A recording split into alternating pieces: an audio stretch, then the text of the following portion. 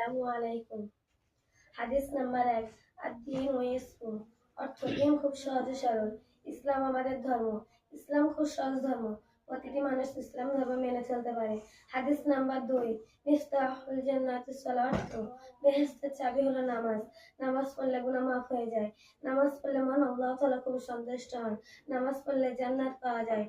হাদিস নাম্বার ৩, মান গাশশানা ফালাইসা মিন্না। অর্থ, যে আমাদের ধোঁকা দেয়, প্রতারণা করে, সে আমাদের মুসলমানদের অন্তর্ভুক্ত না। ধোঁকা দেয়া খারাপ জিনিস। ধোঁকা দিলে মনে আল্লাহ তাআলা খুবই অসন্তুষ্ট হন। কখনো কাউকে ধোঁকা দেবেন না। হাদিস নাম্বার ৪, আসসালামু ক্বাবলাল কালাম। অর্থ, কথাবার্তার পূর্বে সালাম করবে। সালাম করলে পরস্পরের মধ্যে ভালোবাসা বৃদ্ধি পায়।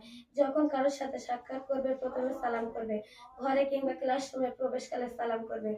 হাদিস নাম্বার ৫, আলাইকুম বিসসিদকি। অর্থ, তোমাদের উপর সত্য কথা বলা অপরিহার্য। ইসলাম সর্বদা সত্য কথা বলার শিক্ষা দেয়। সত্য বললে মহান আল্লাহ তাআলা খুবই সন্তুষ্ট হন। তাই সর্বদা সত্য বলবে। মিথ্যা থেকে সর্বদা দূরে থাকবেন। হাদিস নাম্বার ৬, ইন্নামাল আমালু বিন্নিয়াত। অর্থ, আমলের ফলাফল নিয়তের উপরে নির্ভরশীল। প্রত্যেকটি কাজের মধ্যে ভালো নিয়ত হওয়া দরকার। ভালো নিয়তের সাথে করা কাজের মধ্যে আল্লাহ তাআলার সাহায্য থাকে। তাই কাউকে দেখানোর জন্য কোনো কাজ করতে নেই। হাদিস নাম্বার ৭, আত-তাহুরু শাতরুল ঈমান। অর্থ, পবিত্রতা ঈমানের অর্ধেক। ইসলাম পবিত্র ও নির্মল থাকার শিক্ষা দেয়।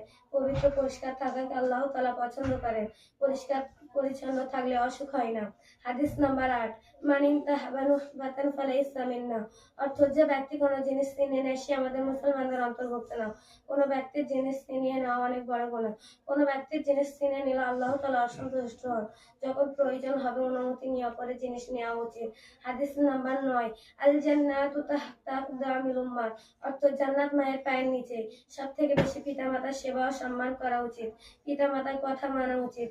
পিতামাতার সেবা ও সম্মান করলে আল্লাহ তাআলা সন্তুষ্ট হন এবং জান্নাতে প্রবেশ করান। হাদিস নাম্বার ১০, ইজতানিবুল গাদাব। অর্থ, রাগ থেকে দূরে থাকে। রাগ অত্যন্ত খারাপ জিনিস। রাগ ঝগড়া লড়াই সৃষ্টি হয় আর তাতে নিজেদের ক্ষতি হয়।